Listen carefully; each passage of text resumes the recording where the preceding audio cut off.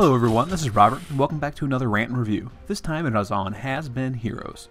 Has-Been Heroes is a roguelike action game with lane defense strategy elements, developed by Frozenbyte and published by GameTrust.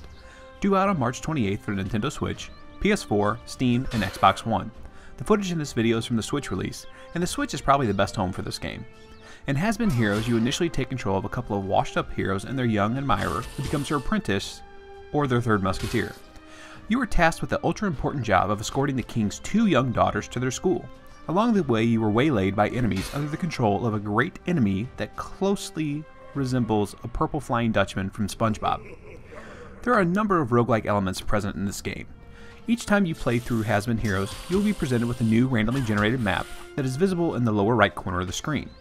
Locations are represented by a series of interconnected dots. The only location you know for certain at the beginning is the boss. What type of crossroad locations a dot represents only becomes known when you occupy an adjacent location. These crossroad locations can be battles, rest areas, different types of merchants, chests, and other locations you'll unlock as you play through the game.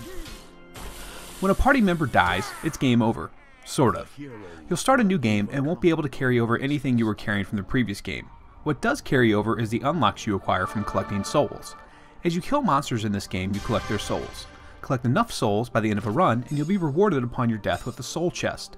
What exactly is inside this soul chest is a bit random.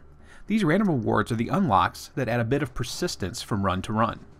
You can unlock spells such as the Quick Strike, which clears your melee cooldowns, Midas Touch, which grants more gold when killing your enemies, items such as the Master's Degree, which grants you more health. You can also unlock new crossroads locations, regions, and endings. As you encounter new types of enemies along the way, those are also shown in your unlocks on the start screen. It's sort of like a bestiary from Dungeons & Dragons. The combat in Has is easy enough to understand, but hard to master. Each of your heroes occupies a lane. These lanes will be attacked by waves of enemies. Your job is to kill the enemies. Your heroes can switch lanes, allowing for them to unleash combos. Each enemy has a certain amount of stamina, represented by a green square. If you hit them enough to remove their stamina, you'll stun them. When they're stunned, you can unleash hits on them for a lot of damage, and they'll be knocked back in their lane. Some boss-type enemies have the ability to switch lanes too, but they are exceptions, not the rule. The key is to hit your opponent with enough little hits to expose them to damage, and then swap in one of your heavy hitter characters for punishing hits when your opponent is stunned. Unfortunately, that's a lot easier said than done. You can only swap a new character into a lane once the current character in that lane has performed an attack and is out of position. Your characters also each come with one spell standard, but as you progress across the map, you can find new spells and chests or purchase them from merchants.